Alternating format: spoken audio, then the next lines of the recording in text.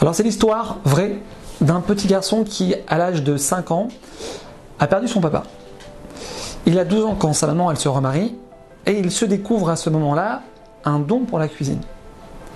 Son beau-père, alcoolique, le fracasse tous les jours quand il rentre de l'école. Il s'enfuit de la maison, il ne reviendra plus jamais chez lui. À 16 ans, il quitte l'école complètement. À 17 ans, il a déjà travaillé dans 4 endroits différents et il se fait systématiquement licencié au bout de quelques semaines.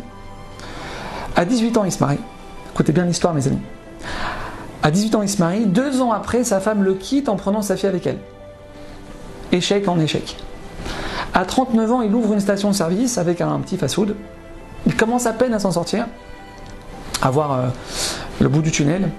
La mairie lui annonce qu'ils doivent tout lui démolir pour pouvoir agrandir l'autoroute et faire une voie en plus sur l'autoroute. À 65 ans, il part à la retraite avec 105 $ par mois de l'État. Vous pensez qu'il s'arrête là ou pas? Est-ce qu'il s'arrête là? A priori, ouais, il n'a plus aucune raison de se battre. Ça, t'as fini. 65 ans, t'as fini. En 1940, mes amis, cette personne, elle a 70 ans et elle tente encore quelque chose. Il essaie de commercialiser sa recette magique d'épices pour poulet frit. Il quitte sa maison du Connecticut. Il traverse le pays entier pour aller vendre ses épices. 1009 restaurants, je répète, si vous n'êtes pas sûr d'avoir bien entendu, 1009 restaurants vont lui dire non monsieur, on n'est pas intéressé par vos épices là, aucun rapport. Il continue ou il s'arrête? 1009 restaurants, baba. Ça y est, lâche l'affaire. Rentre chez toi. 1009 restaurants, ils te disent non. Ça y est. Mes amis, ils ne baissent pas les bras. Ils ne baissent pas les bras. À aucun moment, ils baissent les bras. Écoutez bien cette histoire. Le 1010e restaurant lui dit monsieur, on va essayer.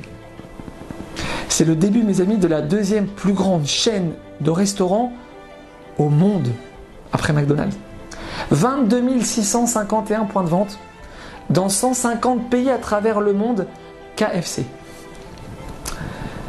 Mes amis, quoi qu'il arrive dans notre vie, quelle que soit la situation qu'on traverse, on n'a jamais le droit de baisser les bras. Dans ton couple, ça va pas? Ton fils, ça fait 4 ans que tu lui prends des cours particuliers, aucune évolution, il n'y a rien qui change. Dans le travail, tu n'as que des galères. Tu es à ton 4e dépôt de bilan. Tout ce que tu fais, ça rate. Mes amis, il faut savoir quelque chose. On rencontre tous des difficultés. Tous. Et ces difficultés, il faut savoir qu'on ne les choisit pas. Elles sont décidées en haut par le maître du monde qui sait exactement ce qu'il fait. Par contre, ce qu'on choisit, mes amis, ce qui est entre nos mains, c'est la manière de vivre ces difficultés. Est-ce qu'elles vont me briser ou est-ce qu'elles vont me faire grandir? Tu as eu une enfance très difficile. Ta mère, elle t'a jamais dit je t'aime, jamais. Ton père, il t'a jamais fait de câlin, il était dur avec toi toute ta vie.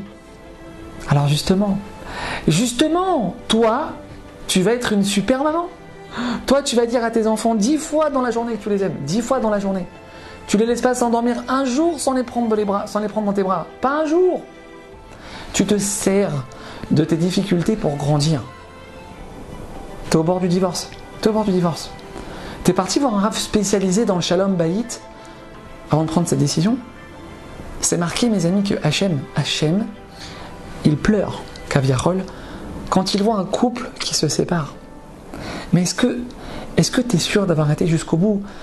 Est-ce que tu es sûr d'avoir tout fait pour sauver ton couple? On doit juste s'assurer d'une chose, mes amis, quelle que soit la difficulté, quelle que soit la crise qu'on traverse, on ne doit jamais arrêter de croire au changement. On ne doit jamais arrêter de se battre. Jamais. Parce que quand nous, on arrête de se battre en bas, mes amis, quand nous, on arrête de se battre dans notre vie, mes amis, qu'est-ce qui se passe? Eh bien, en haut aussi, on s'arrête de se battre pour nous. À bientôt.